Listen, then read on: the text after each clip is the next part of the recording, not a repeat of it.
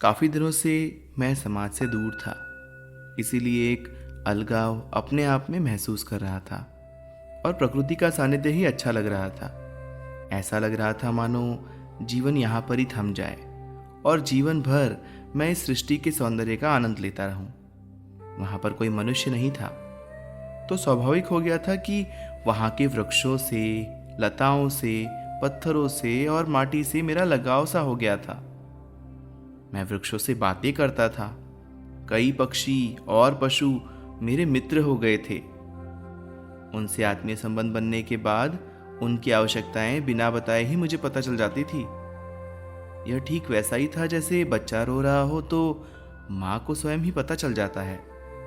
इस प्रकार के शांत जीवन में उस दिन वज्रपात हो गया जब गुरुदेव ने कहा, तुम्हारी शिक्षा मेरी ओर से समाप्त हो गई है।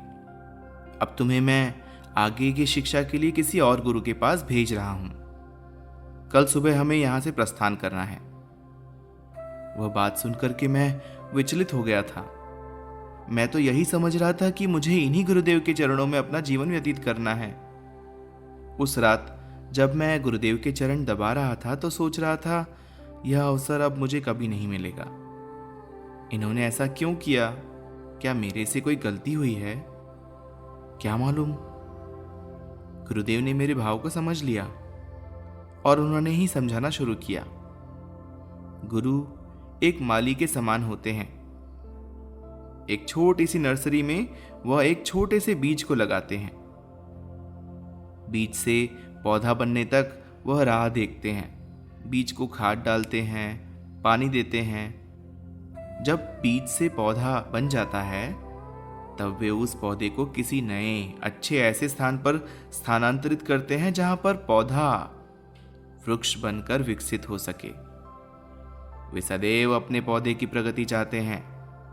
कभी माली अपने पौधों की कटाई भी करता है तो इसी उद्देश्य से कि पौधा अच्छे तरीके से विकसित हो सके। यानी माली की क्रियाएं कुछ भी हो, माली का उद्देश्य सदैव पौधे को विकसित करना होता है। कई बार कई माली ऐसे पौधे को जीवन भर विकसित करते हैं, पर आवश्यकता नहीं है कि उस विकसित किए गए पौधे के फल उनके जीवन में ही मिले। फल आने वाली पीढ़ियों में कोई खाता है। माली कभी भी अपने पौधे का अहित नहीं करना चाहते। ठीक इसी प्रकार से गुरु का होता है।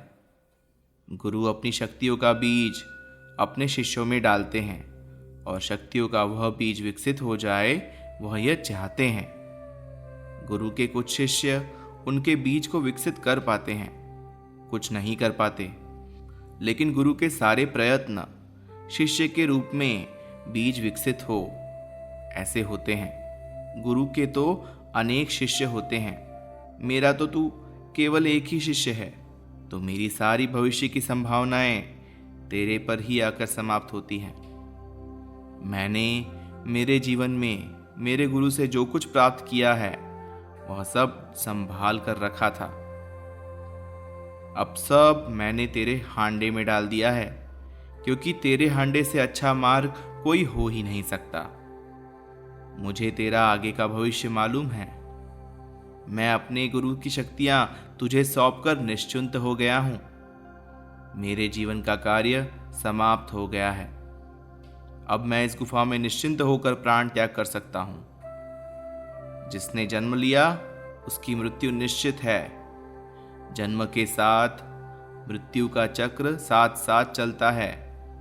मेरा तो यह आखिरी जन्म है, क्योंकि यह शक्ति तेरे तक पहुंचाने का कार्य ही मेरे गुरुदेव ने मुझे सौंपा था और कहा था, यह कार्य पूर्ण करके मोक्ष प्राप्त कर। मेरे गुरु ने मोक्ष की स्थिति तो मुझे आज से कई वर्षों पहले ही दे दी थी।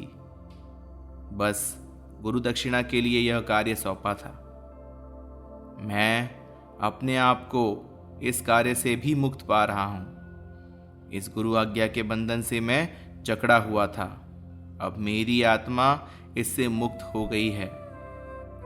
जिस प्रकार एक नदी के जीवन का एक उद्देश्य होता है सागर तक पहुंचना, बस मेरा भी एक ही उद्देश्य था, सागर तक पहुंचना। अरे पगले, रो क्यों रहा है? तू ही मेरा सागर है। मैं तुझे सागर मान रहा हूं ऐसा नहीं है। तू सागर है। तुझे पता नहीं कितनी नदियां तुझ में आके समाने वाली है। बस मुझे आगे का दिख रहा है, तुझे नहीं। हम दोनों में एक ही अंतर है। गुरुदेव क्या बोल रहे थे वह तो मुझे समझ नहीं आ रहा था। मैं उनके चरण बड़े जोर जोर से दबा रहा था। ऐसा लग रहा था कि मेरी पकड़ से कहीं गुरुचरण छूट न जाए। और वे लगातार समझा रहे थे और मैं लगातार रो रहा था। अश्रु गिर रहे थे। गुरुदेव ने आगे समझाना शुरू किया। अरे पगले, जो आया है उसे जाना होगा। मनुष्य आता ही जाने के लिए है, लेकिन बहुत कम मनुष्य ऐसे भाग्यवान होते हैं जो जीवन काल में ही मोक्ष के लक्ष्य को प्राप्त कर पाएं। प्रत्येक जीवन का लक्ष्य मोक्ष प्राप्ति है। प्रत्येक आत्मा का जन्म लेने का लक्ष्य मोक्ष प्राप्ति ही है। इसीलिए आत्मा अलग अलग योनियों में जन्म लेती है और आत्मा की उत्क्रांति की प्रक्रिया के तहत अंत में वह मनुष्य जन्म लेती है। मनुष्य जन्म ही एक ऐसी योनि में जन्म है जहां पर मोक्ष प्राप्ति की जा सकती है। यह मनुष्य योनि अन्य योनियों में परमात्मा के बीच की बहुत महत्वपूर्ण कड़ी है। या यूं समझ लो, मनुष्य योनि वह पुल है जिसे पार करके ही परमात्मा तक पहुंचा जा सकता है। मनुष्य इस योनि में जन्म लेता है। इस मनुष्य शरीर रूपी पुल को ही अपना अंतिम ठिकाना समझ लेता है। जो ऐसा समझता है वह इसी पुल पर अटक जाता है और वह तब तक अटका रहता है जब तक वह किसी को पुल पार करते हुए नहीं देखता। तब तक इस पुल के आगे भी कुछ है, इसका एहसास उसे नहीं होता। जब वह किसी को मोक्ष प्राप्त करते हुए देखता है तब उसे एहसास होता है। मैं मनुष्य शरीर को ही अपना घर समझ रहा था। यह तो धर्मशाला है। अपना घर तो अलग ही है, लेकिन इसके लिए आवश्यक है कोई आत्मा उसके सानिध्य में आए जो धर्मशाला से अपने घर आई हो। वह आत्मा इसे भी एहसास कराएगी कि धर्मशाला क्या है। घर आखिर घर ही होता है। एक आत्मा जब मनुष्य योनि में जन्म लेकर मनुष्य शरीर का उपयोग परमात्मा की प्राप्ति में पुल के समान करती है और पुल पार करके अपने मोक्ष रूपी घर में आ जाती है, तब वह पुल पर अटकी हुई कई आत्माएं के भीतर भी जागृति करती है। उस पुल पर अटकी हुई कई आत्माएं जो उस पुल पर सो पड़ी हैं, वे जागती हैं और पुल के पार मोक्ष रूपी घर जाने का प्रयास करती है। यानी कोई एक आत्मा मोक्ष प्राप्ति नहीं करती, वो कई लोगों का आदर्श बनती है। और तू तो वह आत्मा है जो अनेकों आत्माओं को पुल पार करवाएगी। तू अपने आप को जान ले, तेरे भीतर ही सारा ज्ञान छुपा है। अभी तेरी स्थिति कस्तूरी मृग के समान है, जिसके भीतर से कस्तूरी के कारण खुशबू निकल रही है, पर वह पागल हुआ जा रहा है, ढूंढ रहा है वह खुशबू आ कहां से रही है।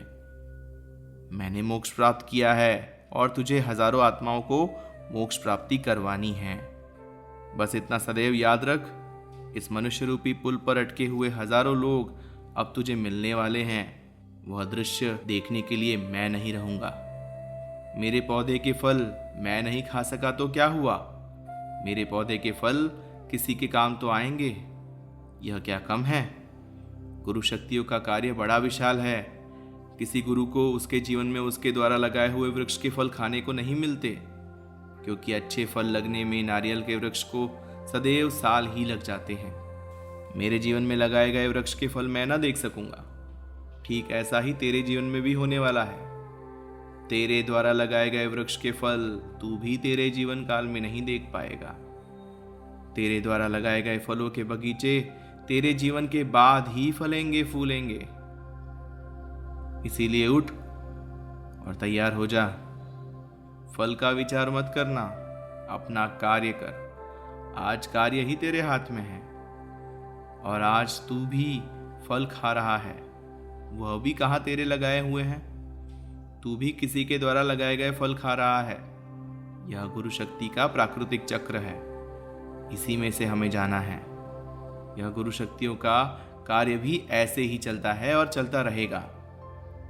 तेरी मोक्ष प्राप्ति के बाद गुरु शक्तियों के 800 सालों के एक युग की समाप्ति होगी।